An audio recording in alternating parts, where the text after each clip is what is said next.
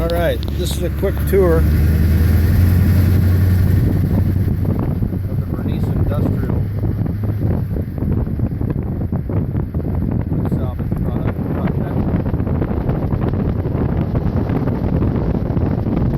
About 1.3 million square feet of this complex under a roof. We're going to be dismantling around 750,000 square feet of building, which should equate to somewhere around 1.2 to 1.4 million square feet. 1-inch wall material. You can see underneath that black siding. About 1.5 million feet of conventional hardwood.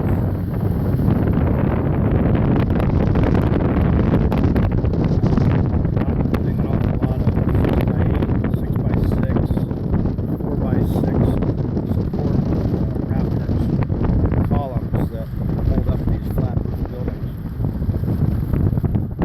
The buildings were constructed beginning in about 1903. Pretty much had continuous construction for the next 40 years. At one time, this was the largest government commodity grain storage facility in the country. Bulk grains were stored 6-7 feet high up on the walls and 25 feet up into the rafters, stored for decades.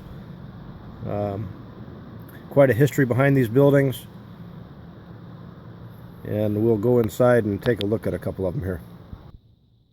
Most all of these buildings were built somewhat in a cookie cutter style. 16 foot on center vertical columns. Then they go up and they're met by 24-foot cross ties with a substantial support system up into the rafters and the flat roof space. This building is unique. The entire midsection of this is supported by these gorgeous bolted together trusses. I think there's one other building with this style of construction with them. Other than that, they're unique, but there would be about 30 of these trusses available. Make a great addition to a porte-cochere or a outdoor barbecue or any commercial application. Real dark rusted bolts. It's an old style pine. Most all of this pine is kind of right in the transition. There's an awful lot of heart pine, but then there's kind of the loblolly newer growth that you'll see throughout the complex also. Lots of nice tight grain, beautiful patina. Most of these buildings will have a double wall. That's because they ran that grain so high up the walls. And most all of this interior wall is going to be a 1-inch, it's a planed, it's surface, so it's only going to be 3/4 inch pine with a either a square top lap siding, and then there's also a fair amount of center groove, center match tongue and groove surface as well. Give you some close-ups here. I'm just trying to get over to a little bit better light. The interesting thing is on the outside wall that's actually covered by that black wall siding that you saw on the outside, most all that's a really nice dark patina, full 4/4 inch thick rough sawn mixture of hardwoods and pine, but it's a gorgeous dark patina barnwood is what we'll call it. This will show you that that square top shiplap, and then like I said, there is a fair amount of center match also. This particular wall on that exterior, they used a full 2-inch on this wall. That's a 2x8.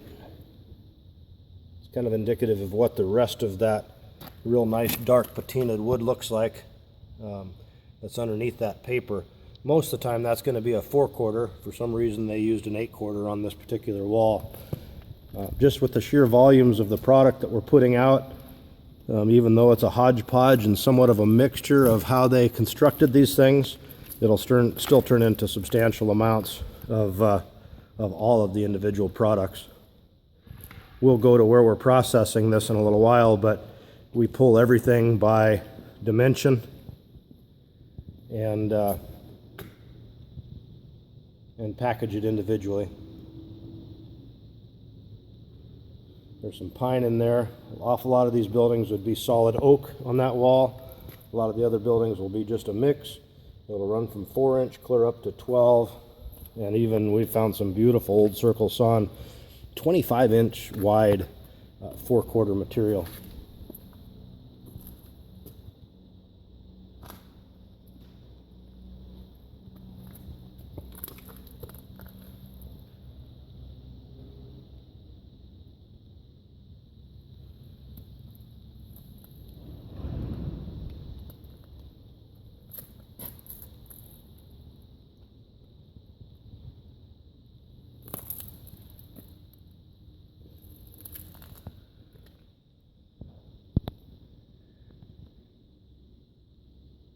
These vertical columns that you see will run all the way to the tops. Everything that you see structurally is going to be a hardwood mix, 60% red and white oak, approximately. Fair amount of red or sweet gum, and some pine mix also. But all of those rafters, these buildings are mostly 96 feet wide by 208 feet long. Those rafters up there are 2 foot on center, run the entire length, and that's a really nice rough cut, full 8/4 inch pine, and it's a real nice tight grain, almost reddish brown patinaed, tight grain wood. It's a really nice looking product once it gets in the unit.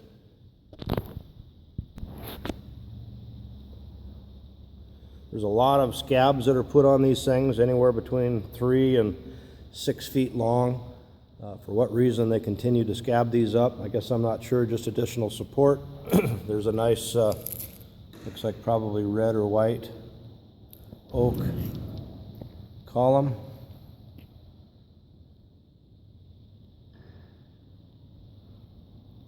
That's got a gumwood scab on it, it looks like.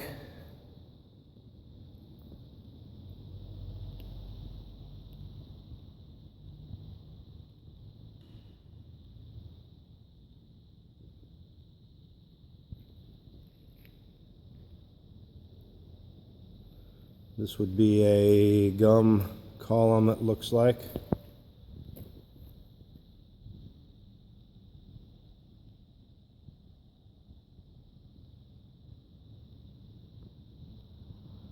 They were building these buildings so fast, the government couldn't fill them up with grain fast enough, that they had every sawmill in the region working double shifts, manufacturing the lumber needed for this project. And so they kind of took what they could get, didn't care what it cost, didn't care what product it was, just get it on the walls as quick as they can.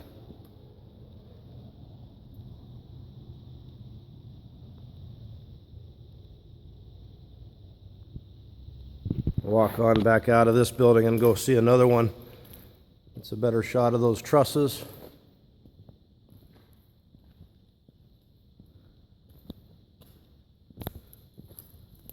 Of the 1.3 million square feet that was under roof, we'll keep about 400,000 square feet in our lease operations, everything from manufacturing